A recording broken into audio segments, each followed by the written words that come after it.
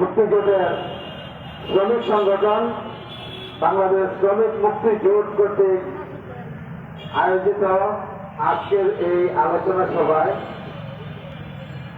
আমাকে দুটি কথা বলার সুযোগ করে দিয়েছেন। এই জন্য শ্রমিক মুক্তিযুদ্ধের প্রধান রাশেদুল ভাইকে ধন্যবাদ জ্ঞাপন করি।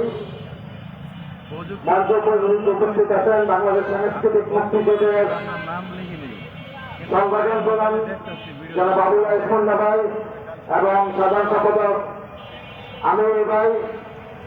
তাদের হাত ধরে আমরা বাংলাদেশ সাংস্কৃতিক মুক্তিযুদ্ধকে সারা বাংলাদেশের প্রতিটি জেলায়, প্রতিটি উপজেলায়, প্রতিটি ইউনিয়নে, প্রতিটি গ্রামে পৌঁছে দেওয়ার জন্য কাজ করছি। আমরা তাদের নেতৃত্বে বাংলাদেশ সাংস্কৃতিক মুক্তিযুদ্ধের যে মূল বাণী ডানে নয় বামে নয় থাকতে হবে বাংলাদেশ বরাবর, এই নীতিটি বাস্তবায়ন করার জন্যই মাঠে ঘাটে কাজ করে যাচ্ছি। আমরা শুধু বলতে চাই, আমরা ভারতপন্থী না, আমরা পাকিস্তানপন্থী না, আমরা আমেরিকাপন্থী না, আমরা বাংলাদেশপন্থী। আমরা আশা করি বাংলাদেশের আপামর জনগণকে আমরা এটা বুঝাতে সক্ষম হব যে আমরা দেশকে ভালোবাসবো, দেশের জন্য কাজ করব। আমাদের রাজনীতি কলুষিত হয়ে গেছে, আমাদের রাজনীতি বিদেশমুখী হয়ে গেছে।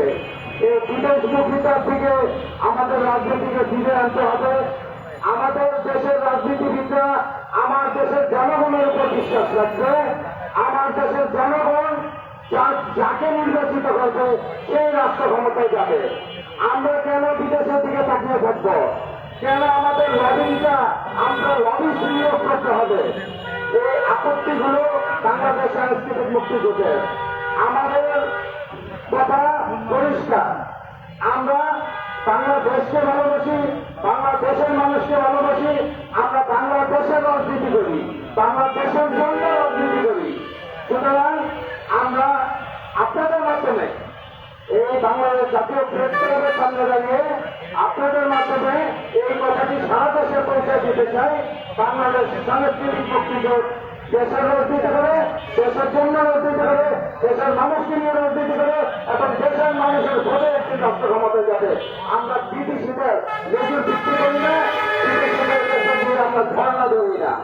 সবাই ভালো থাকেন।